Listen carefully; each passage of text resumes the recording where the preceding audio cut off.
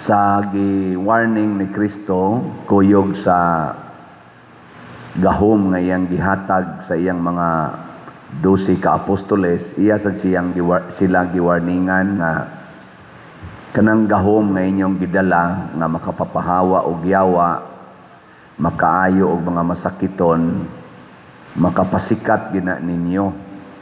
Pero naay mga tao, labi na gyud ang mga authorities, dili malipay, mao nang kontrahon mo, ipapriso mo, lutoson mo, latoson mo, patyon pagyod.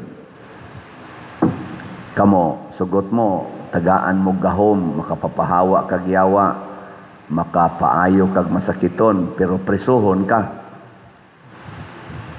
Bitayon ka. Sugot mo, dili. Dili dayon. Pero tagaan lang kag gahom, nga makapapahawa kag yawa, may kay kamutabi, kunya makaayo kag masakiton, sugot mo. Masugot dili. Sugot. So kanidi ay gahom, kining abilidad sa pag-ayog mga masakiton, either by gahom or by abilidad, sama na mga doktor, sama na sa mga kwak doktor, makaayom na sila. Kana ding maong abilidad, apil na ng pagpapahawa og yawa, sama ng exorcism, dili pa din na timaan nga kita tinuod nga nagsunod ni Kristo og tinuod nga maluwas. Kaya ang giingon ni Kristo dire, so yung giingon niya, itugyan sa mga tao ang ilang kaugalingong mga igsuon o patyon. Ang mga ginikanan mo patay sa ilang mga anak. Ang mga anak makigbatok sa ilang ginikanan, niya mo patay. Dumtan mo sa tanang tao. Inigabot na ning panahon na ningon Diyos Kristo, apan maluwas ang magpadayon hangtod sa katapusan. Kanabang mo padayon ka sa imong pagsunod ni Kristo hangtod Dios kamatayon. Kay dili man makaali nato ang atong gahom nga gihatag ni Kristo kanang atong pagka maayong mohimog milagro, kanang imong pagka maayong mo explain, maayong mo tabi nga mura ka og makapa-attract yung kag mga tao, kanang imong abilidad sa pag-manage og mga unsa diha nga mga kalihukan, nga dagkong kalihukan ma-manage gyud, apil na ng paghimo aning mga projects nga mahitabo gyud, dili pa na siya timaan nga luwas na ka. Lingiyay mong tupad na mupadayon kag palit og raffle ticket. Padayon ka. Kana unya para ba ni kutob sa July 25, unya 10 days o 15 days pa. Pila na atong halin. Uy, salamat kay gahapon no nahalinan tag 2,100 ka tickets. Dako ana tong halin gahapon, di ba kanimo bahaos karon? 38,571 na ka tickets ang atong halin. Pakpak, salamat kayo. Available pa ha ang among GCash, available ra gyud kaayo nya kaning atong bank accounts. Available sad kaayo. Nya pwede sad kwarta padala. Sige, padana mo karon kay aron mahuman dayon ni, mahurot dayon ni siya. Pero naapatay mga 200,000 ka tickets na wap mahalin. Ug mahalin ni nindot kayo. Pero dili pa na assurance ha, nga luwas na ta ang pagpadayon. Unya, dinhi des kalibutan, basta mosunod tas Ginoo, mao na sa ni ikaduhang kamatuoran, lisod-lisoron kita sa mga leader sa kalibutan. Lisod-lisoron, dili pwede nga butangan tag red carpet Kung mo buhat yung kas maayo din sa kalibutan, kanang hustisya, kamatuuran, kaangayan, kabalaan sa kinabuhi, ug mao ginay atong sundon, dili ta bukharan og red carpet para mo paso ka og pakpakan, prisuhan, panglutos, pagdaog-daog, kontrahon ta. Nya, lingian sa di mong tupad. Ing na malipay kag sigihan kag daog-daog. Ing na kano. Ing na malipay ra kag daog-daogon ka. Na siya. So ang timaan di ay, ang timaan nga klaro-klaro yung timaan nga nagsunod tas Ginoo, kana di ay daog-daogon ta dinhi sa kalibutan. Mao ginay unang timaan. Unya kanang nagsigig daog-daog, mao na sila'y mga yawanon.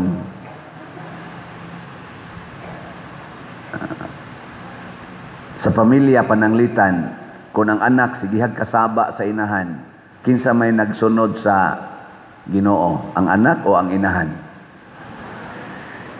Sigihag kasaba ba? Gamayng sipyat, hapak dayon, ya sigihag saway, sigihan og sugo. Kinsa man roy nagsunod sa Ginoo, ang anak o ang inahan? Kusgan. Unya ko ng anak porting tapulana. Portig yung tapulana, unya ang inahan sige lang yung alagad, sige alagad. Kinsa may gasunod sa Ginoo? No na. Kibaw naman demo. Unya dinhi sa simbahan ang pari nangapagaw na lagsigig yung awhag nga pamalit mo raffle ticket kay ang atong project, atong bayran. Unya ang mga parishioner magduko-duko lang yun, kanang di lang yun kay sila mapalit. Nya libakon pa ang pari, nya sige ang pag-ingon nga hain ka na niya gisud ang kwarta, basi gibulsa na niyang iyang solicitation, libakon pa gyud, daoton pa gyud. Kinsa maroy gasunod sa Ginoo? Kinsa may padong sa impierno? Ang parishioners nga wa mo tabang. Di ba? Online o territorial.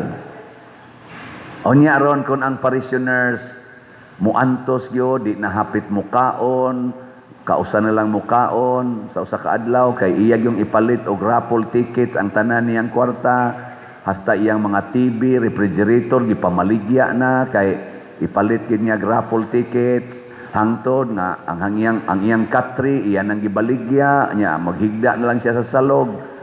Ang iyang mga beddings iyang gibaligya, maghigda na lang siya banig nga hait kaayo. Kinsa man roy nagsunod sa Ginoo? Ang pari o ang parisyoner. Ana, di ba? Kay nagantos naman para sa kaayuhan sa katilingban. Karon, diha sa impeachment sa Vice Presidente, kinsa man roy gasunod nila sa Ginoo? Ang gipa-impeach o ang nagpa-impeach? Kinsa man nila gidaog-daog, kinsa man nila nagantos, kinsa man roy gipapriso, kinsa may gibutang-butangag istorya. Ang Duterte's group o ang Marcos group? Duha naman lang ni kagrupo kay ang Pinklawan ni apil na mas Marcos group. Kinsa man roy nagbutang-butang og mga kamatuoran kuno. Nya wa di ay kamatuoran. Paminawan ninyo sa hearing, nindot naman paminawon, kaya na may cross-examination. Mailhan mo na nimong nagtugas, tinuod, kaya yano mang mo istorya, pero ka na magkanga-kanga. Klaro kayo. Mauna, suportahan nato ang nagsunod sa Ginoo. Di ta mo suporta sa nagsunod sa yawa. Kanang magsigi og gukod sa iyang mga kaatbang sa politika. Kanang magsigig paningkamot nga mapriso gyud bisan iyang kapwa senador, mura man silang managsuon diha, mura na igsuon niya matud pa din Kristo, unayon kas imong igsuon pagpapriso, unayon ka pagpapatay, mura man silang igsuon diha sa Senate, kay elected man na sila tanan nato nga whole Philippines, kana sang naas Congress, mura sa na sila mga managsuon, gipangtaktak sa dangilang ubang igsuon. Kanang nagsigig gukod, nagsigig lotos, sigig pangningkamot nga mataktak yun ang ilang kapwa senador, kapwa congressman, kapwa executive departments nga mga personnel, kana sila maoy nagsunod sa yawa. Pero kanang niagwanta sa mga paglutos, niagwanta sa mga papriso, niagwanta lang sa pagdaog-daog, pagbutang-butang, unya ni padayon sa ilang kausa sa pagpangita sa kamatuoran about aning corruption, about aning flood control, about aning mga scam sa PhilHealth, sa education, ug uban pa, kana sila mo'y nagsunod sa Ginoo. Pero magantos gyud. Magantos gyud. Pero ayog kabalaka kay matod pa diri sa unang pagbasa, ako ramong tabangan og muramo og kahoy nga motubo ang inyong gamot mo daghan ug manalingsing mong daghan kaayo ug mahimo mong matahom nga kahoy ug paras nga mamunga og daghan kay mga nindot nga bunga, mga limyon mos kahumot. Duna di ay gasunod nga gitawag og prosperity. Paras nagantos. Amo nang niingos Kristo, muramog mga karniro nga akong gipadala taliwa sa mga lobo. Ang mga lobo kana laging mga taong yawanon nang kusog kayo bang mo paghot ba? Kusog ay mo daog-daog, mo lutos, nya kusog kayong mo twist ilang balion. Usahay bawgon ang balaod, bending the law or rejecting the law. Kana bitarong unang trial, gitrial nila kanang unsa nang article nga threat, grave threat ni Vice Presidente ngadto kuno sa atong presidente. Ang akong nabati sa ilarong argumento didto, ang gipresentar sa prosecution maura kadtong porsyon nga niingon si BP Sara nga naanak ko'y gisabot nga tao nga kung magurgor ko, di gid siya mohonong, iya sang gorgoron ang tulo ka top officials, ang presidente, iyang asawa, ug ang kadtong speaker, former speaker sa Congress. Mao na ilang sigihag balik-balik, diha ra na nga porsyon, pila ra na ka minutes or minutes naman siguro na, few minutes, mga 2 minutes naman siguro na, nga istorya. Pero ang whole context sa kaninga speech nga gi-cover og media, nga porti ng sukuan ni BP Sara, tungod sa nahitabo atong iyang chief of staff, hapit pa siya dakdaki dito sa katong may ambulance nga, gisakay gini, nasakay na ginila ngadto ang iyang chief of staff, nagalisod na ginhawa, ayo-ayo siya dito, ang pulis po isira sa niya bisag kita siya gat naa dihang Vice Presidente iyang dakdakan may gani kay gisagang sa mga tao, wala na nila giapil. Ang pagkaway respeto ni atong pulis nga gidakdak unta niya ang pultahan sa ambulance, mapiit unta atong Vice Presidente, wala na nila giapil. Ug ang gisulti sad ni BP Sara nga naa sila'y threat nako sa iyang intelligence, naa siya'y threat. So ang una di ay nga ninghatag niyag threat kanang hulga sa iyang kinabuhi, mao kining mga tawhana. Munang niingon si BP Sara sa usa niya katok nga kung ang Vice Presidente maoy hulgaon, way kaso. Nya kung ang Vice Presidente maoy hulgaon, naay kaso. Unsa man ko wa ko gi-elect sa mga tao? Pariha man mi, elected man mi sa tao. Unsa man, dili ko entitled og protection sa gobyerno.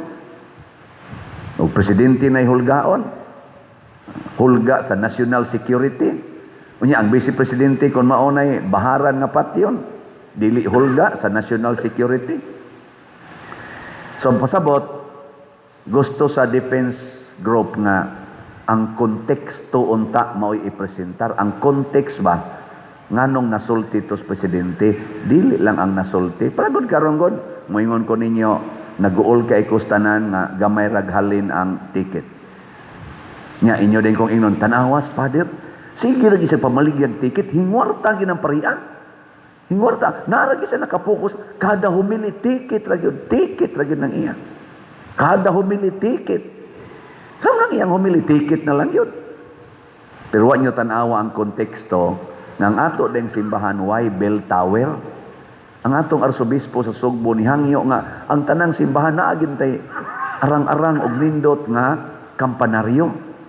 Wa ta ana, nya shrine ta, 163 years na ta. Di mo mauwaw ana. Di ta mauwaw ana. Hilom lagi mo. Nya watay adoration chapel, mandated kana sa kada parokya, labi na gyud kong shrine. Shrine na ta, watay adoration chapel, ato ng trabahoon. Watay klarong public CR nga presentable og accessible, labi na gyud PWD og sa mga senior citizens. Ato kaagi dito, madakdak man ka madugay diha. Ari ka diri, mag-wheelchair ka, makasod na ka. Gakinahanglan ta ana. Nya kana diha nga atong atubangan, hazard kay nastanan nga maong building, unya nakaali pagid sa atong simbahan, wa magamit. Gastuan ta na aron himuon nato nga Walk of Apostles, mahimo siyang balaan, nya mo reimpose sa beauty sa atong shrine dinhi. Kay ang atong patron, apostolis man, naa dihang iyang mga companions, apostles. Di ba meaningful kayo? Nya walang gyapon mo mubati, Ingnon lang yung kuno ninyo, nga hingwarta, tungod anang sige lang yung hisgot og ticket. O kining ato mga lingkuranan, gubao na kayo, sooner or later, nagi madakdak diha. Kay malusno na ng inyong gilingkuran, kay giagay ay na. Dugay na. Mga lingkuranan, ato agad nang gi-repair karon, lingi argo di mong tupad, lingi ay na, okay ra na imong gilingkuran, ay na, okay ra. Oy, mauwaw na taanaw niya, shrine ta dinhi, 163 years, kana ray atong klases lingkuranan, ato sa ning nindot-nindoton. Bisag kana lang usa, nya punan pa nato, wa ta dinhi klarong social hall. Nya sa shrine, kinahanglang dunay pilgrim center, wa tay pilgrim center. Di ba? Napatay kumbinto, gubaon kay gnaw, ato lang nang gi-make-up-make-upan karon. Pero gubaon yung kayo na. Tuwo kay nastanan, amo lang sa nang repair ang atop. Pero ang atop ana, bitaya na nagmaayo. Ato lang gi-repair. Nya, di tama. Kuan ana, munang ako, di ko muhunong, sige baligya og ticket. Muna'y context, dili na para ako. Nya, tanawa pagid ang context. Tanawa akong account. Tanawa akong kinabuhi. Naaba ko'y gitigom kwarta. Ana ba?